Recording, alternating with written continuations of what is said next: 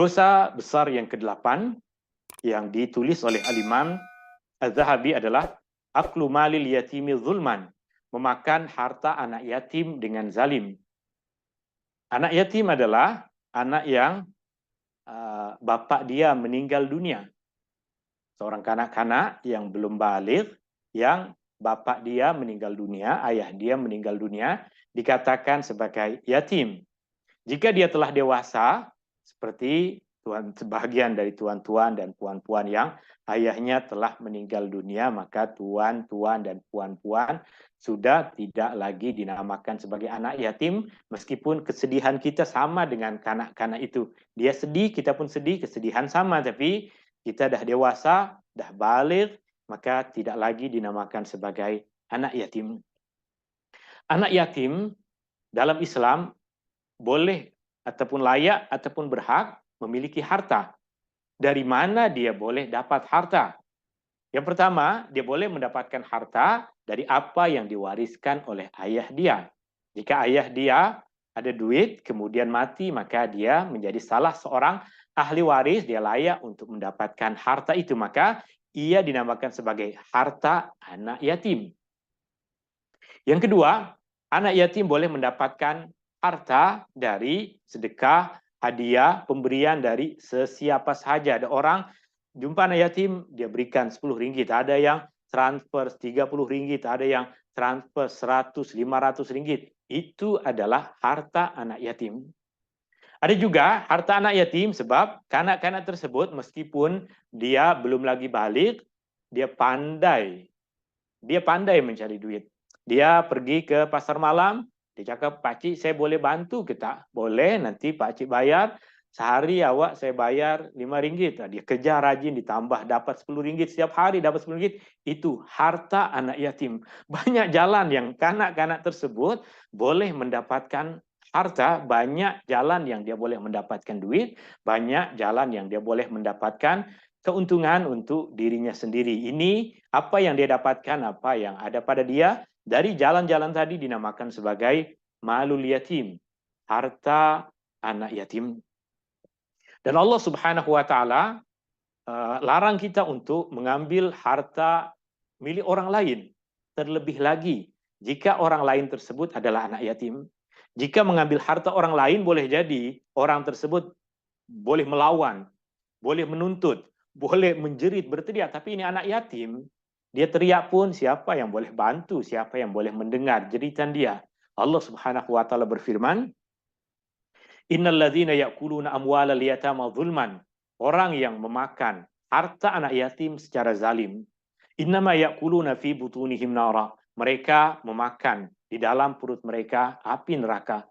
Wa sayaslawna sa'ira, dan mereka akan dibakar, mereka dimasukkan ke dalam api neraka yang menyala-nyala. Besar ancaman dari Allah kepada orang yang memakan harta anak yatim dengan zalim. Tapi dalam ayat ini memakan harta anak yatim dengan zalim. Saya tak zalim, saya sayang dengan anak yatim itu. Bolehkah saya makan dari harta dia? Banyak dia dapat warisan. Banyak orang sedekah padanya.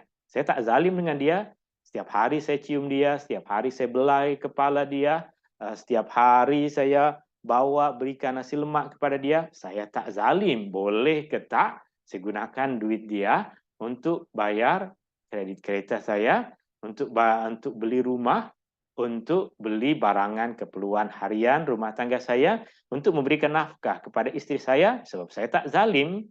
Saya sayang kepada anak yatim itu, tuan-tuan dan puan-puan yang dirahmati Allah Subhanahu wa taala. Terkadang anak yatim duduk dengan emak dia, dah selesai isu, dah tak ada isu, dia ibunya. Dia ibunya layak untuk mengurus anak tersebut, ada tanggungjawab, maka orang lain tak perlu sibuk dengan nak mengatur rumah tangga orang. Jika dia selesa dengan mengatur kehidupan anaknya sendiri, maka itu urusan rumah tangga dia. Sekarang anak yatim itu emaknya pun tak ada. Anak yatim itu terpaksa duduk di rumah tuan, dan tuan bersedia bersama dengan ahli keluarga untuk terima anak yatim itu sebagai bahagian dari keluarga hidup bersama di dalam satu rumah.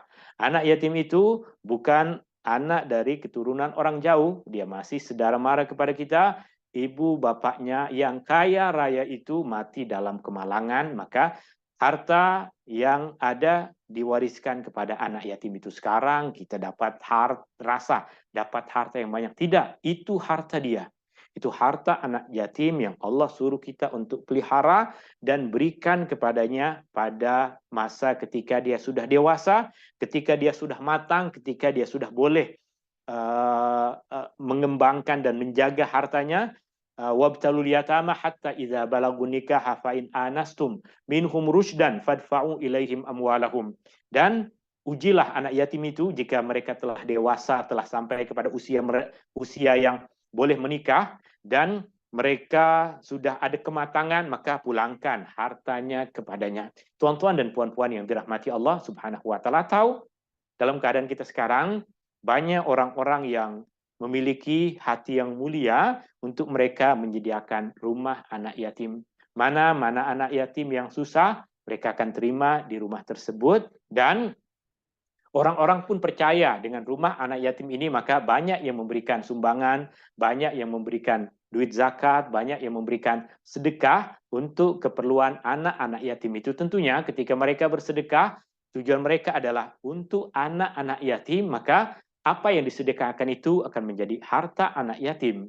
Sekarang, saya yang membuka rumah anak yatim itu, yang membuat rumah anak yatim itu, bolehkah saya ambil keuntungan dari harta anak yatim? Saya ambil 70% dari apa yang didermakan, dari apa yang disumbangkan, sebab anak yatim makan pun tak banyak, makan pun sedikit. Kita belikan nasi lemak yang 1,5 ringgit pun tak habis. So tak apalah, 1,5 ringgit tu makan kongsi berdua, itu pun mereka kenyang sangat. Lebih-lebih kita berikan ais Milo tu lah lebih seronok lagi. Maka tak apa, 70% mereka pun, saya kata, boleh kena budak-budak saya ambil 70% dari harta ini. Semua cakap setuju, boleh. Kanak-kanak dikasih gula-gula pun mereka akan setuju dengan apa yang kita cakap. Tuan-tuan dan puan-puan yang dirahmati Allah Subhanahu wa taala, kita tengok pada satu ayat Al-Quran. Allah berfirman, wala taqrabu malal yatim illa billati hiya ahsan. Jangan kamu hampiri harta anak yatim melainkan dengan cara yang baik. Dengan cara yang baik. Tadi tidak zalim, yang kedua dengan cara yang baik. Cara yang baik. Apa maksud cara yang baik? Tadi saya dah cakap kepada kanak-kanak tersebut, kanak-kanak kita dapat sedekah dari banyak orang, terkumpul 3 juta ringgit, banyak orang sumbang.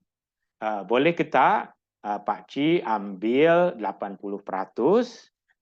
untuk budak-budak semua, 20% nanti masing-masing Mak Ci berikan kasut baru. Mahu kita? Setuju, semua setuju. Artinya kita dapat berapa juta dari duit tersebut, dan kita rasa bahwa itu baik. Saya cakap, saya tak curi. Saya berbicara face to face dengan budak-budak itu. Saya minta persetujuan mereka satu persatu. Saya tulis surat. Saya minta mereka untuk buat tanda tangan pada surat itu. Mereka buat. Saya tidak mencuri. Saya tidak ambil. Saya tidak paksa. Saya lakukan dengan cara yang baik. Adakah cara seperti itu adalah cara yang baik? Kita boleh tengok kepada apa yang dikongsikan nanti oleh Al-Imam Az-Zahabi. Ini adalah jawapan ke atas soalan yang tadi kita buat. Bolehkah kita ambil bayaran dari rumah anak yatim? Atau ini bukan bayaran lagi, ambil keuntungan yang besar dari rumah anak yatim untuk beli rumah kita, untuk bayar kredit kereta kita, untuk belanja ahli keluarga kita, untuk beli barang kemas istri kita. Bolehkah kita ambil dari harta anak yatim? Semua anak yatim yang ada di rumah anak yatim saya bersetuju dengan perkara itu. Kenapa pula orang luar nak kacau apa yang dipersetujui di dalam rumah tangga kami? Al-Imam Az-Zahabi, tuan-tuan dan puan-puan yang dirahmati Allah Subhanahu wa taala, beliau menulis di muka surat 44, apabila orang yang menjadi penjaga anak yatim itu miskin, jika kita miskin dan kita diamanahkan untuk menjaga anak yatim, lalu dia memakan sebahagian harta anak yatim itu dengan cara yang ma'ruf, dengan cara yang baik, maka dia tidak salah. Sekarang dia kena jaga anak yatim. Jika tak ada anak yatim itu, dia boleh bekerja mencari nafkah di tempat lain, dapat kehidupan untuk memberikan nafkah pada dirinya dan pada ahli keluarganya. Tapi sekarang dia kena atur anak yatim ini, hantar pergi sekolah, bawa balik sekolah, ajarkan cara hidup berdikari, cara membasuh baju, dia ajarkan cara untuk tanam pokok, diajarkan cara kemas bersih-bersih, semua dia lakukan untuk membantu sehingga masa untuk dia mencari nafkah di luar berkurang ataupun terganggu dengan perkara ini. Maka jika dilakukan dengan cara yang ma'ruf, cara yang baik, maka ia tidak salah. Jika harta yang digunakan melebihi keperluan, maka ia adalah harta yang haram. Jika apa yang kita gunakan lebih dari keperluan, standar keperluan ini adalah apa yang jika kita bekerja di tempat lain kita akan dapat keuntungan seperti itu dan sesuai dengan apa yang kita gunakan dalam kehidupan sehari-hari. Tapi bagaimana nak tahu apa yang dinamakan sebagai standar mengambil harta anak yatim dengan cara yang baik, dengan cara yang ma'ruf? Kita boleh tengok kepada apa yang diringkaskan oleh Al-Imam Ibnul Jauzi dalam kitab tafsir beliau, Zadul Masir. Beliau sampaikan kepada kita bahwa berkaitan dengan memakan harta anak yatim dengan cara yang baik, ada 4 perincian yang disampaikan oleh para ulama berkaitan dengan isu ini. Apa yang dimaksud dengan mengambil harta anak yatim dengan cara yang baik, memakan harta anak yatim dengan cara yang baik? Yang pertama adalah menggunakan harta anak yatim dalam bentuk pinjaman.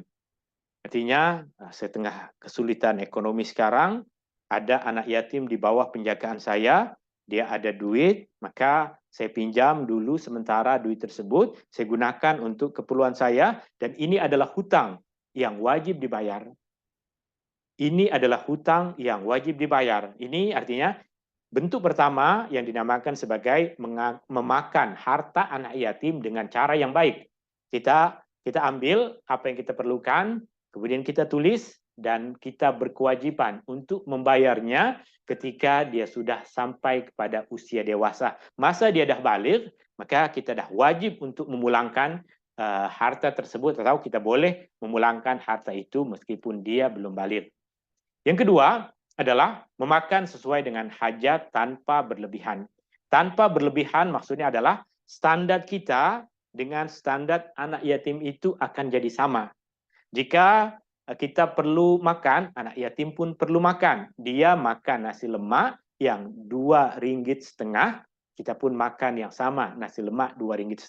Jangan kita belikan dia nasi lemak 2,5 ringgit, kita beli untuk diri kita dan ahli keluarga kita, menggunakan duit anak yatim itu, nasi lemak dengan harga satu pinggannya 25 ringgit. Itu dinamakan berlebihan. Yang tidak berlebihan adalah sama standarnya antara kita dengan dia.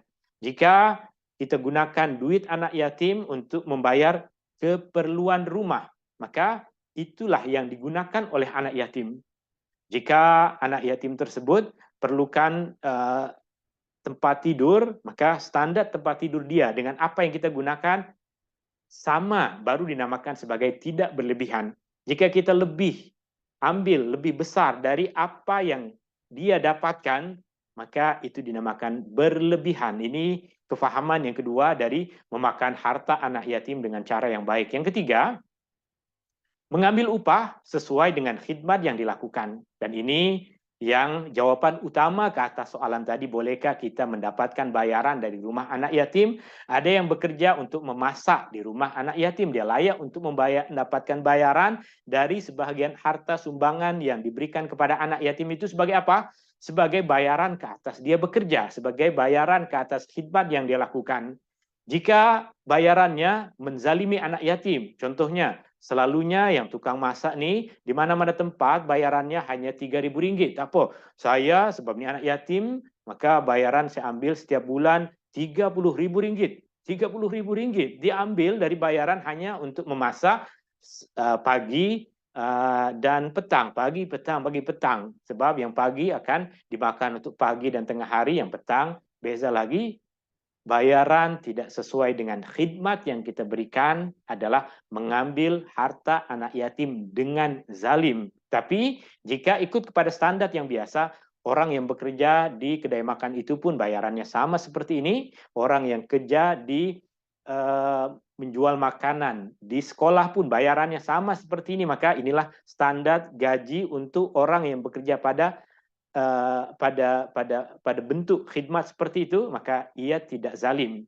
Yang zalim adalah kerja yang kita lakukan seperti standar orang biasa, gaji yang kita ambil seperti gaji seorang chef di hotel bintang 5, hotel yang besar. Kita ambil standar gaji dia untuk gaji orang-orang seperti ini adalah satu kezaliman terhadap harta anak yatim. Lain halnya jika gaji itu bukan diambil dari harta anak yatim, memang yang pemilik rumah anak yatim ini dia ada syarikat lain, dia tak ambil, dia tak kacau sedikit pun. Rumah anak yatim itu berapapun bayaran yang diberikan dan itu adalah bayaran yang halal. Dan bentuk yang keempat adalah menggunakannya dalam keadaan darurat. Jika ada kebanjiran, ada kemalangan, lalu digunakan harta anak yatim itu pada keperluan yang darurat, maka ia dinamakan sebagai memakan harta anak yatim dengan cara yang baik. Maka sebagian dari tuan ada mengumpulkan derma untuk anak yatim dan mendapatkan upah ke atas usaha untuk mengumpulkan derma tersebut. Ia adalah bayaran yang halal jika apa yang dibayar sesuai dengan standar gaji ataupun bayaran yang biasa didapatkan oleh orang yang melakukan pekerjaan yang semisal itu. Jika dilebihkan dan diambil dari harta anak yatim, maka kita telah menzalimi anak yatim. Jika kita bekerja untuk mengantar anak-anak yatim pergi dari rumah anak yatim ke sekolah, kita berhak untuk mendapatkan bayaran, kita berhak untuk mendapatkan bayaran untuk beli minyak kereta tersebut lagi, untuk bayar sewa kereta lagi. Bayaran tersebut adalah sesuatu yang boleh dibincangkan dan ia mesti sesuai dengan khidmat yang kita lakukan, bayaran yang kita dapatkan seperti yang didapatkan oleh kebanyakan orang. Jika kita ambil lebih dari harta anak yatim itu melampau, maka ia adalah memakan harta anak yatim dengan cara yang zalim. Wallahu taala a'la wa a'lam.